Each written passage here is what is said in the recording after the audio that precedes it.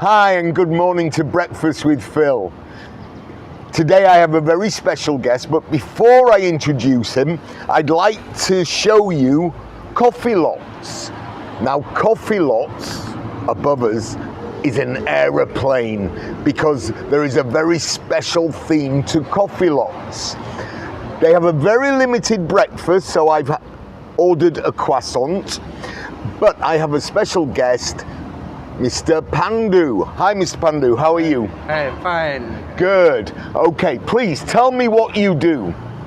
I'm a pilot. You're a pilot? Yes, I'm a pilot from Indonesia. I'm school in Philippines, in Manila. Okay, Manila, yeah. Yes. Now I work in here, flight simulator, flight instructor. Okay, so the flight simulator, which is literally there, how much does it cost, say, for 1 hour instruction? How much? Okay, I'll tell you if you're not sure. It's 1.5 million rupees for one. Before the simulator was in Bali, it was in Jakarta, right? Same. In Jakarta, same. In Bali, same. And this is what? A Boeing? Boeing 77, but its body, Boeing 77 300 or classic. But its program is use 800. So, new generation. Oh, okay. So you're actually flying the 800. Yes. Fantastic. And what nationalities come? What kind of people come for the simulator? Asian, Western? All. In Asia, Australia, Europe, India, is all the country come in here. A pilot also. Really? Yes, Even pilots? Yes, pilot. Before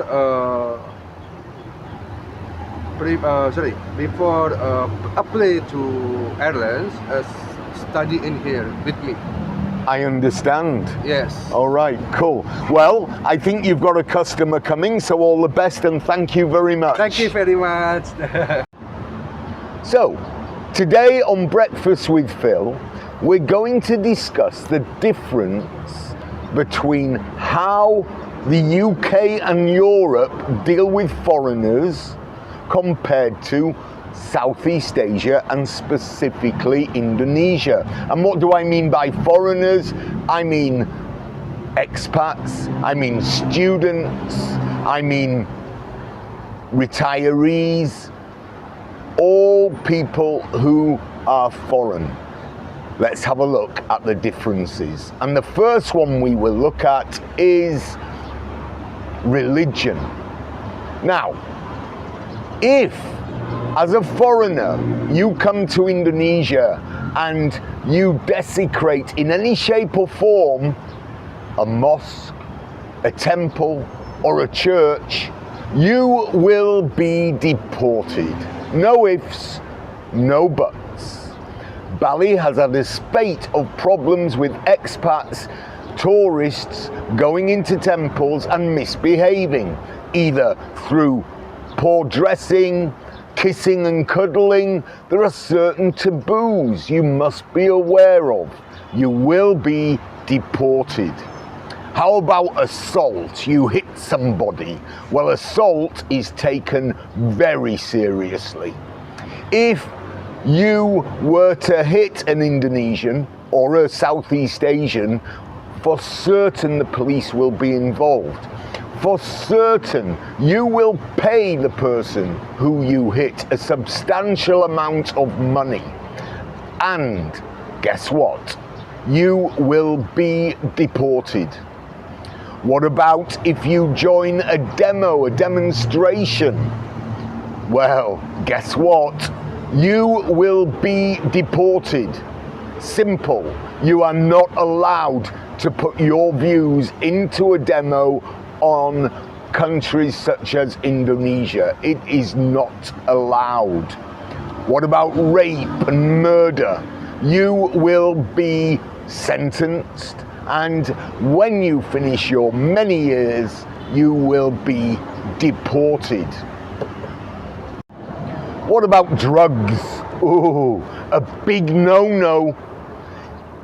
Ask the 3 people who were caught, 2 Russians and a Ukrainian a few days ago. They will face the death penalty in Singapore, in Malaysia, in Indonesia.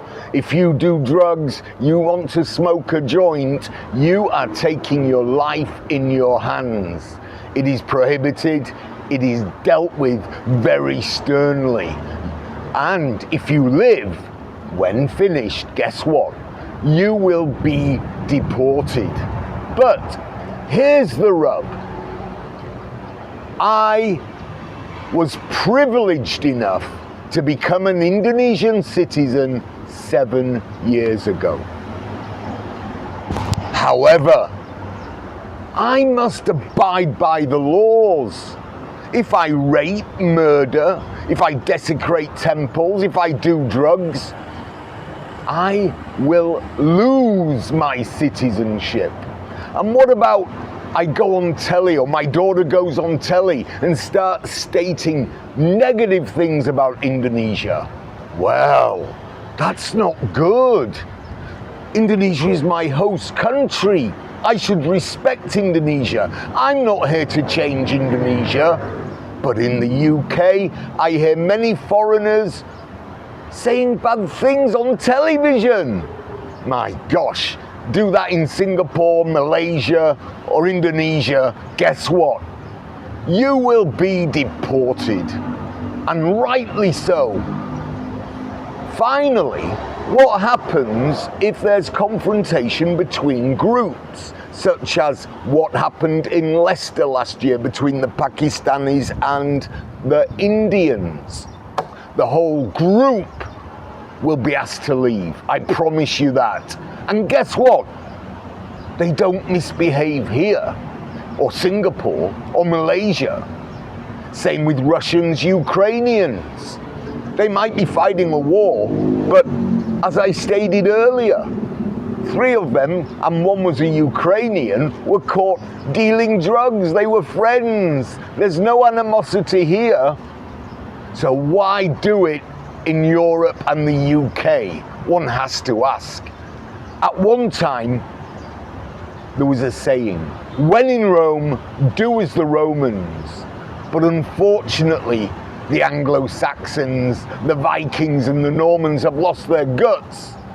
They should look at Southeast Asia and say, wait a minute, this is wrong. Oh, and I almost forgot.